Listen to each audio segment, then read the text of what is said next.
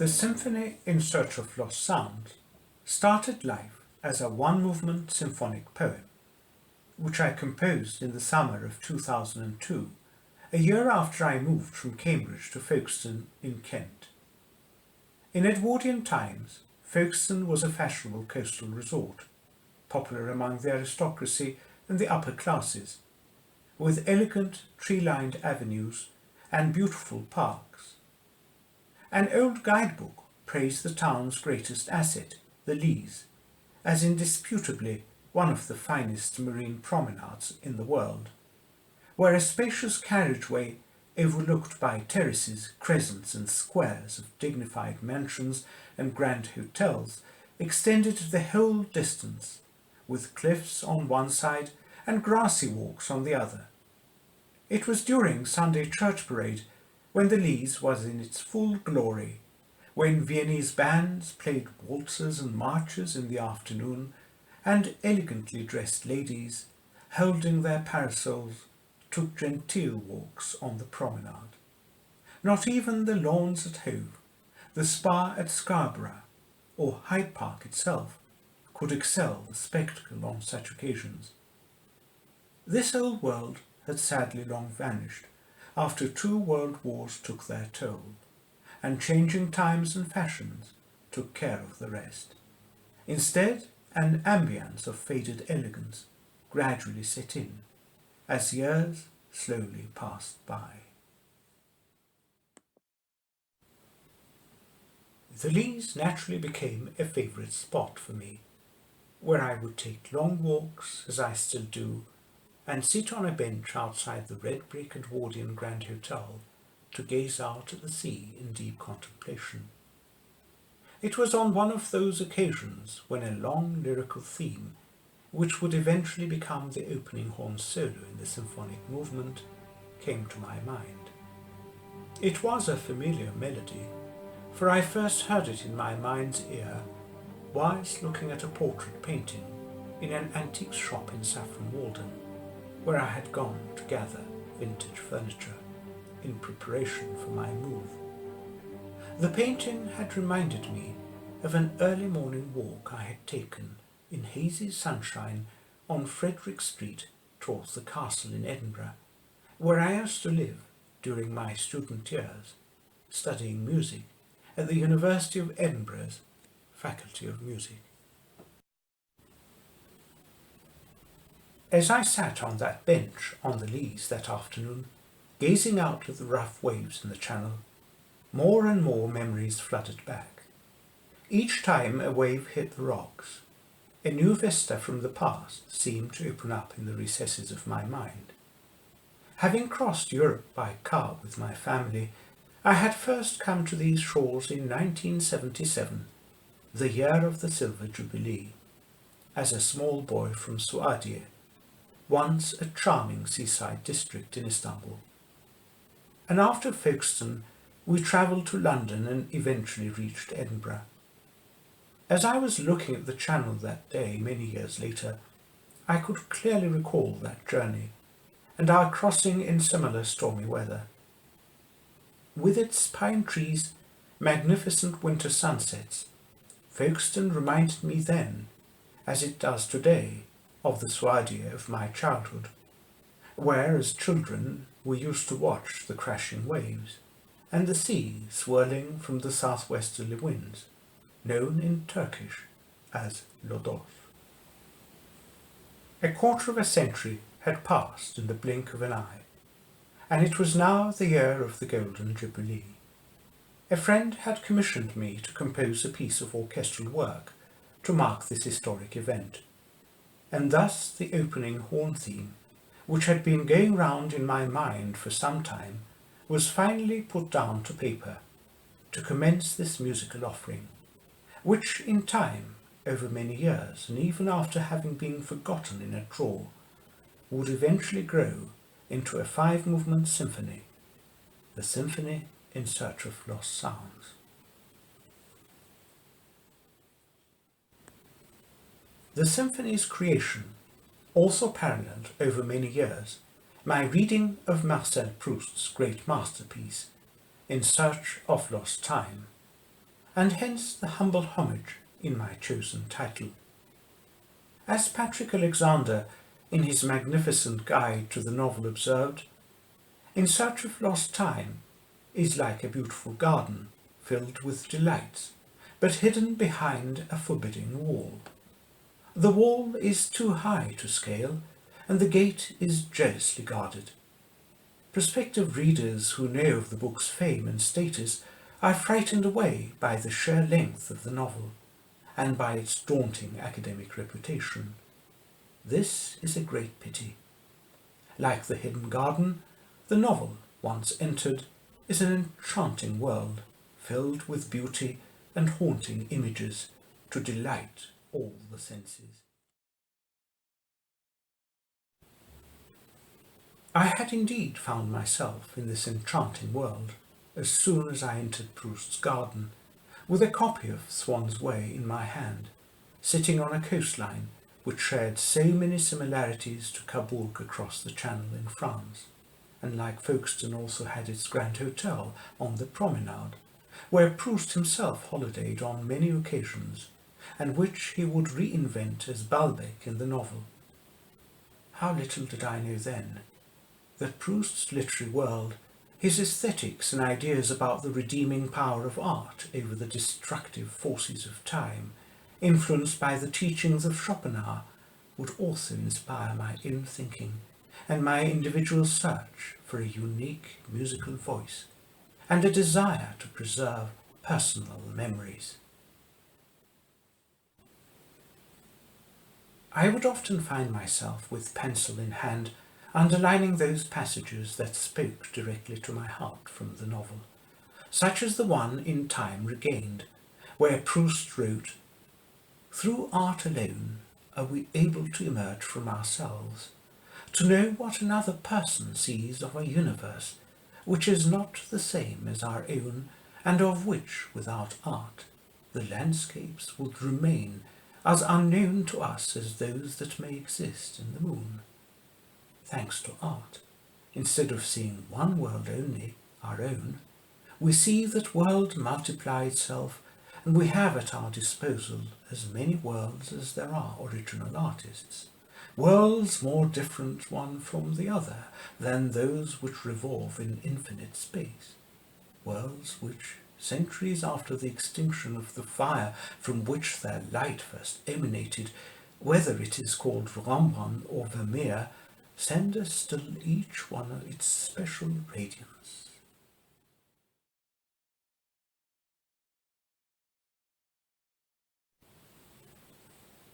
As I looked at a Folkestone sunset, I thought to myself that with its power physically to touch our bodies with vibrations, music provides the creative artist with perhaps the most abstract, yet at the same time the most powerful medium of expression.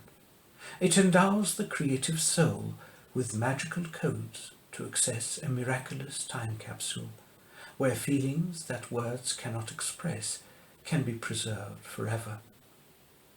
Memories from childhood, visits to places of special significance, romantic castles, quotations from favourite authors, old paintings and faded photographs, are all remembered in the symphony In Search of Lost Sounds. Childhood is measured out by sounds and smells and sights before the dark hour of reason grows, wrote the English author John Betjeman in his autobiographical poem Summoned by Bells. The first movement of the symphony is the start of a search of a dream castle to make a childhood fantasy come true. But the hour of reason, like rough seas, high waves and winds, awaits in the not-too-distant future. Only connect the prose and the passion, and both will be exalted, and human love will be seen at its highest. Live in fragments no longer, wrote E.M. Forster in Howard's End.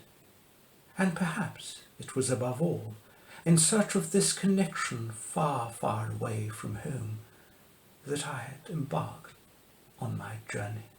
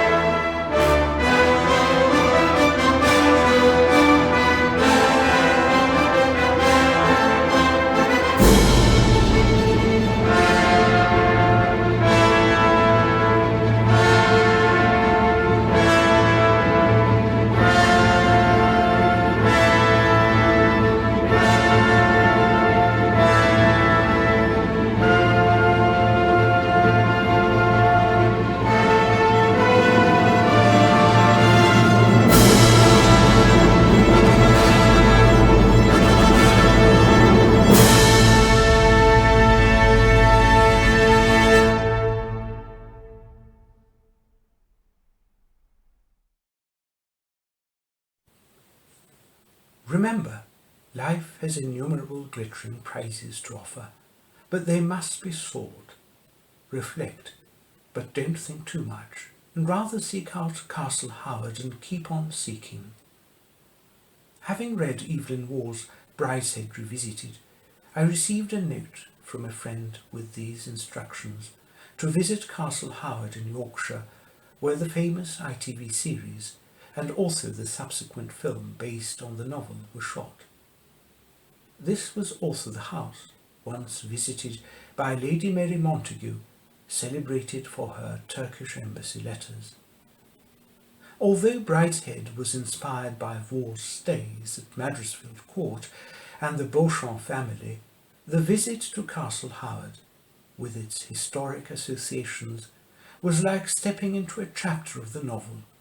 Here the words, "Et in Arcadia ego," resonated. With my friend's note in my hand, on a damp February day in 2011, I arrived at Castle Howard and was taken around the empty house on a private tour, just as Sebastian had taken Charles. This visit was subsequently to become the subject of an article, and also the genesis of the second movement in the symphony. As I was travelling along the misty Yorkshire landscape, I was imagining myself in a 1920s Maurice Cowley. Dark clouds in the distance were gathering as messengers of the approaching rain. After driving through bending roads, rolling green hills from one valley to the other, we suddenly arrived at an imposing straight road with dips and lined with beech and linden trees. An impressive tall and romantic column in the Roman style standing solitary in the middle of the landscape made us aware that we were finally at the outer boundaries of the estate.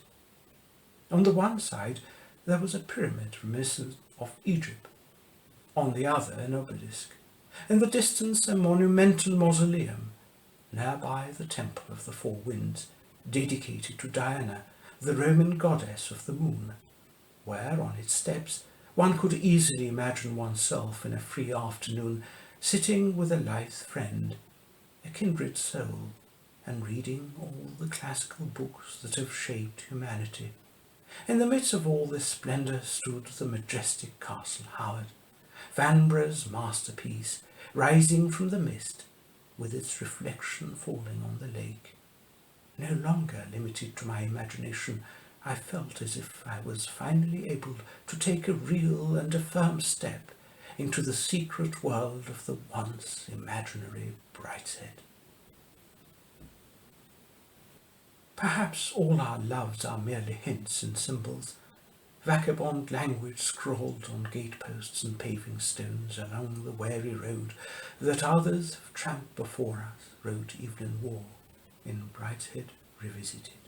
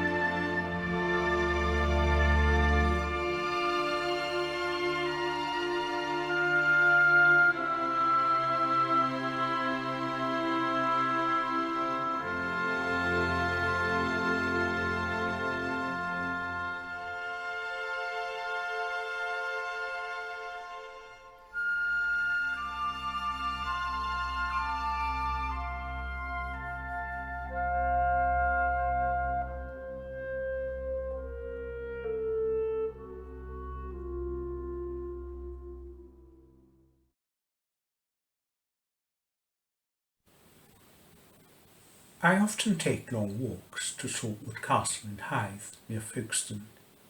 Each time I see the round twin towers of this secluded ancient castle rising above the trees, they remind me of a toy castle I used to play with as a child, and also the heroic steadfast tin soldier in Hans Christian Andersen's famous story, who was hopelessly enamoured by a ballerina standing on one leg like himself.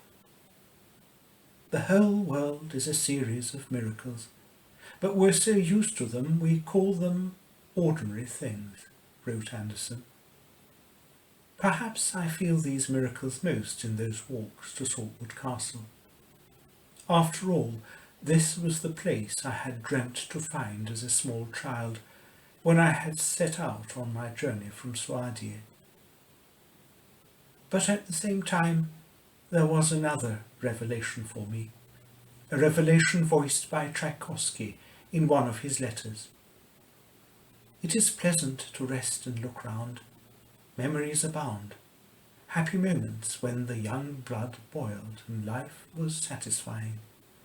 There are also painful memories, irreconcilable losses. All this is now somewhere far distant. It is both sad, yet somehow sweet to be immersed in the past. But it was Edith Nisbet, whom I was joyously thinking as I gazed at the twin towers of Saltwood, and remembered a line from the enchanted castle. There is a curtain, thin as gossamer, clear as glass, strong as iron, that hangs forever between the world of magic and the world that seems to us to be real.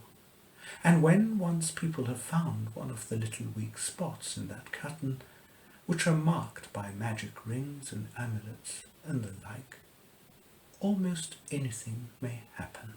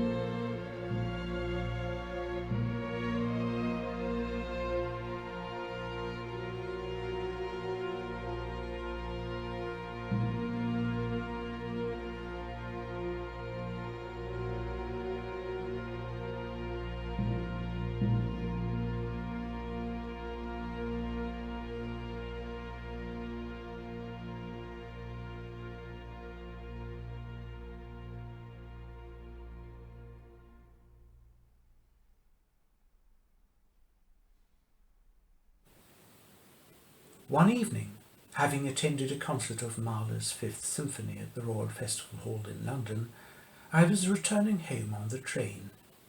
As we drew near the coast, I noticed the dense fog outside. The train passed through Sandling Station, not far from Saltwood Castle, and I recalled an Edwardian postcard of the boat express in full steam nearing Sandling Junction. The weather varies between heavy fog and pale sunshine. My thoughts follow the exact same process, Virginia Woolf once wrote. I was in a similar mood, and impressions of a photograph depicting the gates of Durham Park in fog loomed in my mind. I had never visited the famous stately home near Bristol, but Merchant Ivory's adaptation of Kazuo Ishiguro's novel Remains of the Day had immortalized the house and those gates for me. One day I shall visit Durham Park and take a copy of Goethe's The Sorrows of Young Werther with me. What is the world to our hearts without love? What is a magic lantern without light? You have but to kindle the flame within, and the brightest figures shine on the white wall. And if love only show us fleeting shadows, we are yet happy when, like mere children, we behold them and are transported with the splendid phantoms.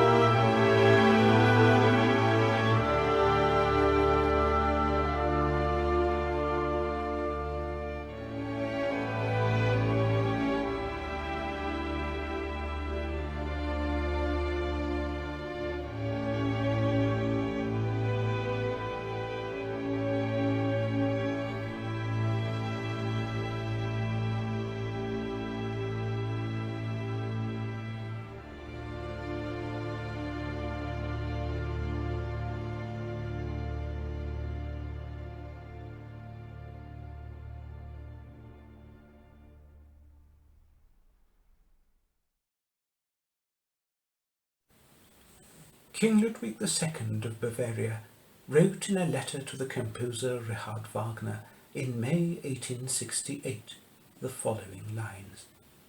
It is my intention to rebuild the old castle ruin of Hohenschwangau near the Pollard Gorge in the authentic style of the old German knights' castles, and I must confess to you that I am looking forward very much to living there one day. You know the revered guest I would like to accommodate there. The location is one of the most beautiful to be found, holy and unapproachable, a worthy temple for the divine friend who has brought salvation and true blessing to the world. I visited the fairy tale castles of King Ludwig II many times, and on one occasion swam at dusk in the Alpsee, admiring the turreted silhouettes of Neuschwanstein and Hohenschwangau castles. There was a special concert performance of Lohengrin at Neuschwanstein one evening, which I attended, and in the interval, as I stood on the balcony of the castle overlooking the Alps, I thought of the lonely world of Ludwig, his moonlit sleigh rides accompanied by his soldiers in their 18th century livery, and all the palaces and the works of art he commissioned. Perhaps it is a castle which we encounter upon the cliff's edge, standing there by the roadside, where it has halted to contemplate its sorrows before an evening sky, still rosy, through which a golden moon is climbing.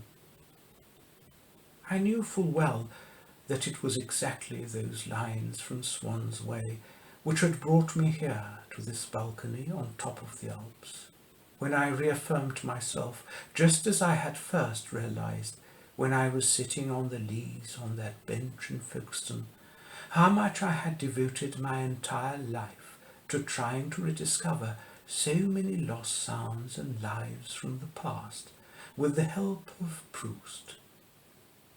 Suddenly I could hear his words ringing in my ears.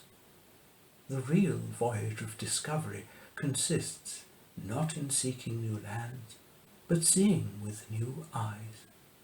And with those new eyes I commenced and completed my symphony.